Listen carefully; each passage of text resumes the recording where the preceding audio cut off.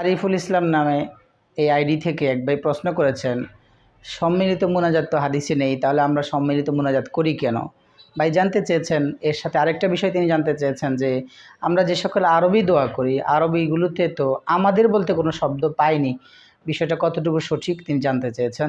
তার প্রথম প্রশ্নের উত্তর হলো যে ভাই, সম্মিলিত মোনাজাত জায়েজ নেই, বা সমাজের মধ্যে একটা কথা আছে যে সম্মিলিত মোনাজাত বিদআত। এই বিষয়টা আসলে আমরা না জানার কারণে, নিজেদের স্বল্প জ্ঞানের কারণে এই কথাগুলো সমাজে ছড়িয়ে দিয়ে থাকি এবং সমাজের মধ্যে বিশৃঙ্খলা আমরা সৃষ্টি করি। আসলে সম্মিলিত মোনাজাতের বিষয়ে বহু হাদিস আছে।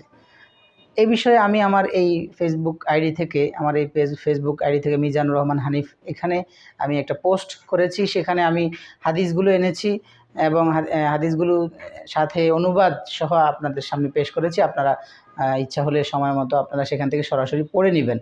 তো এর আগে আমি আপনাদেরকে যেটা বলতে চাই যে সম্মিলিত মোনাজাত অবশ্যই জায়েজ, অবশ্যই করতে পারবেন। কারণ প্রত্যেক নামাজের পর, 5 ওয়াক্ত নামাজের পরের সময়টা, সালাম ফিরানোর পর সময়টা হাদিসে আসছে, এই সময়টা অনেক গুরুত্ব।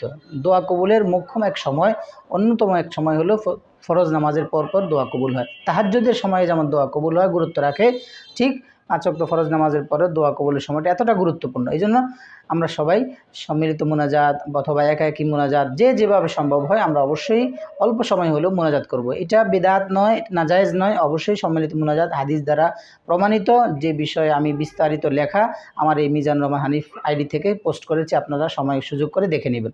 হ্যাঁ, সম্মিলিত মোনাজাত কখন বিদআত, কখন নাজায়েজ, সেটা হলো আপনি যদি মোনাজাতকে মনে করেন, জরুরি মনে করেন যে করতেই হবে, নামাজের পর সালাম ফেরানোর পর মোনাজাত করতেই হবে, বাধ্যতামূলক মনে করেন, জরুরি মনে করেন, অথবা এই সম্মিলিত মোনাজাতকে নামাজের অংশ মনে করেন, অথবা আপনি এই আকীদা পোষণ করেন যে মোনাজাত সম্মিলিতভাবে না করলে নামাজই হবে না, এই 3 বিষয় যদি মনে করেন তাহলে অবশ্যই এটা বিদআত হবে। তখন এই মোনাজাত আপনার জন্য গুনাহের কারণ হবে।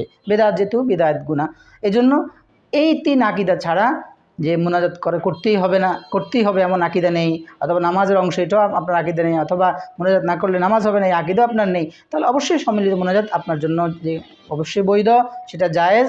এটা আল্লাহ রাসূল সাল্লাল্লাহু আলাইহি ওয়াসাল্লামের হাদিস দ্বারা প্রমাণিত। নবীজি একাকীও মোনাজাত করেছেন, সাহাবায়ে কেরামকে নিয়ে সম্মিলিতভাবে মোনাজাত করেছেন, এমন বহু হাদিস আমি আমার আইডি থেকে পোস্ট করেছি, আপনারা দেখে নেবেন সময় সুযোগ করে। দ্বিতীয় প্রশ্ন ভাই করেছেন যে আরবিতে যে দোয়াগুলো আমরা করে থাকি সেগুলোর মধ্যে আমাদের বলতে কোনো শব্দ তো আমরা খুঁজে পাই না। আসলে এটা হলো আমাদের জ্ঞানের স্বল্পতা, আমরা খুঁজে পাই না, এটা আমাদের নিজেরই ত্রুটি। অবশ্যই আছে, কারণ আপনি আরবি বিষয়ে যিনি অভিজ্ঞ তিনি এই বিষয়টা বুঝবেন। সাধারণ যে মানুষ, যে সকল ভাইয়েরা আছেন, আপনারা আরবি, যেহেতু আপনাদের আরবি বিষয়ে ধারণা কম, না পাওয়াটাই স্বাভাবিক। এতে আপনাদের কোনো দুর্বলতা বা এটা আপনাদের কোনো ত্রুটি আমি এটা মনে করি না। আমি বলবো যে আপনারা এই বিষয়ে যেহেতু পড়াশোনা নেই, এটা না পাওয়াটাই স্বাভাবিক। হ্যাঁ, আপনি জানতে চেয়েছেন, এই জন্য উত্তর হলো, প্রিয় ভাই, আরবিতে আমরা যে সকল দোয়া করি, রব্বানা যালামনা আনফুসানা, রব্বানা আতিনা ফিদ দুনিয়া হাসানা, রব্বানা লা তুজিগ কুলুবানা, এই সবগুলোর মধ্যে, এইভাবে কোরআনের মধ্যে বহু দোয়া আছে, সবগুলোর মধ্যে রব্বানা মানে হে আমাদের রব, হে আমাদের রব, তার মানে আমাদের শব্দটা আরবিতে আছে, আমরা খুঁজে পাই না।